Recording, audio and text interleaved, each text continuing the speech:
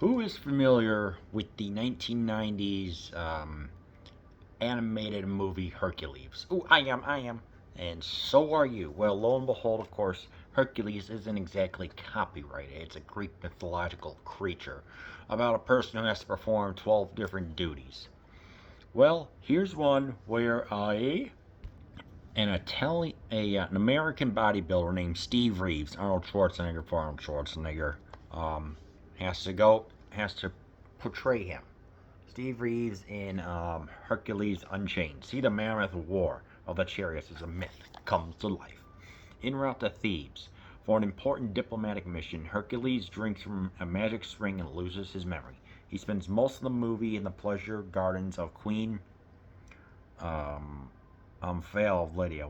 While young Ulysses tries to help him regain his memory, political tensions escalate in Thebes, and Hercules' new wife finds herself in mortal danger. The spectacular production boasts lavish sets, gorgeous women, and sprawling battle sequences that make it the best Hercules movie ever.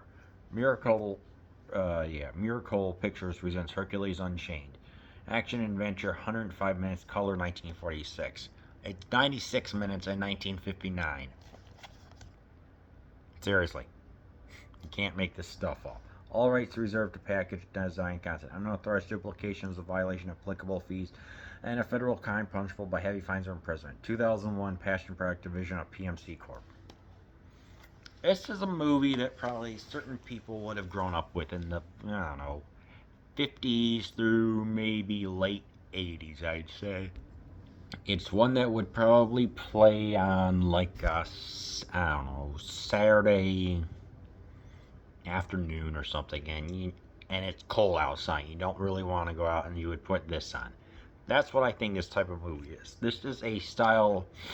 This is a movie that's known as peplum, Peplum, which is actually kind of like a clothing top, and was also used as a derogatory term for low budget Italian movies like this, where they would take all the either biblical or historical slash mythological and do it their own way with the lavish sets and everything. So that's what this is, and there'd be like bodybuilders who would portray the characters, and this one in particular is one of them. So it's like all the giallo I've been doing. I'm also getting a little bit into peplum. I think Peblum. This one is, like I said, it's fine. It's 96 minutes of action. I'd say more like the middle really did slow everything down. I mean, it's just dumb. It's just Hercules and said woman inside a castle as as Hercules is enjoying a lavish lifestyle. Because he's trying to have he's gonna go and try and go on this diplomatic mission, but then he drinks from something called the water of forgetfulness, which makes you forget everything. What? I don't know anything about that. Maybe something in Greek mythology. I don't know. It was just so weird. Yeah, obviously the star of the show is the guy Stephen Reeves, whose presence here alone is just absolutely incredible. With the chiseled good looks, the hair, the beard, and everything else. It's just like, dang, he is doing it really well. Yeah.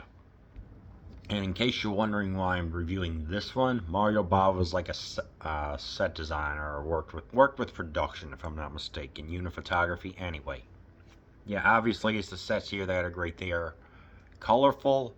They sprawl along a lot, and you can just tell that even though it is obviously low budget, at least make the sets look pretty. So that way we can at least get something to look at. I like that. The castle where they're staying in, very nice. There's this giant pool where some of the past lovers, I guess, of fail turn into like wax creations or something like that. So that was an interesting take to see. And it's movies just talking and acting and everything else.